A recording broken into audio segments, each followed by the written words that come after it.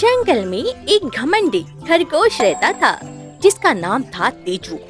उसे अपनी तेज रफ्तार पर बहुत घमंड था। वो हमेशा दूसरों का मजाक उड़ाता था, खासकर कछुए का जिसका नाम था धीरू। देखो जरा धीरू को कैसे धीरे धीरे चलता है। लगता है एक कदम चलने में ही इसे पूरी सुबह लग जाएगी।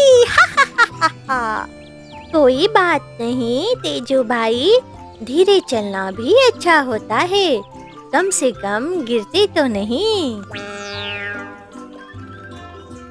तेजू ने एक दिन धीरू को दौड़ की चुनौती दी। क्यों धीरू, क्या कहते हो? मुझसे दौड़ लगाओगे? जानते हो तुम तो कभी जीत ही नहीं सकते। ठीक है तेजू भाई, मैं तैयार हूँ, देखते हैं कौन जीतता है। जंगल के सभी जानवर इकट्ठे हुए। लोमड़ी ने झंडी दिखाई और दौड़ शुरू हुई। खरगोश तेजू तो पलक झपकते ही दूर निकल गया। वो पीछे मुड़कर देखा तो कछुआ धीरू कहीं दिखाई नहीं दे रहा था। अरे ये धीरू तो अभी तक वही होगा, मैं थोड़ा देर आराम कर लेता हूँ। जब वो पास से जाएगा तब मैं फिर दौड़ूंगा और जीत जाऊंगा। खरगोश तेजू एक पेड़ के नीचे सो गया। कछुआ धीरू अपनी धीमी लेकिन लगातार चाल से चलता रहा। वह बिना रुके चलता रहा। कुछ देर बाद वो सोए हुए खरगोश के पास से गुजर गया। मुझे बस चलते रहना है, मुझे अपनी गति नहीं छोड़नी। धीरू ने खरगोश को सोते हुए देखा, लेकिन वह रुका नहीं।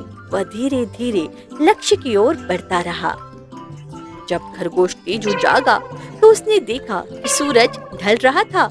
वो घबरा गया और तेजी से दौड़ा, लेकिन अब तक तो बहुत देर हो चुकी थी। कछुआ धीरू लक्ष्य रेखा पार कर चुका था।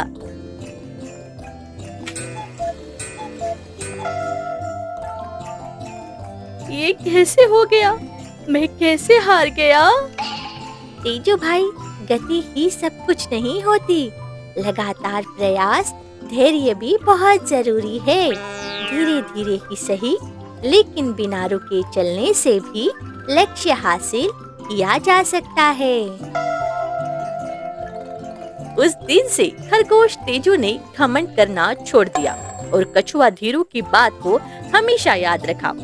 इस कहानी से हमें ये सीखने को मिलता है कि धीरे और लगातार चलने वाला ही हमेशा जीतता है और घमंड का फल बुरा होता है। लुलु स्टोरीज को लाइक और सब्सक्राइब करें।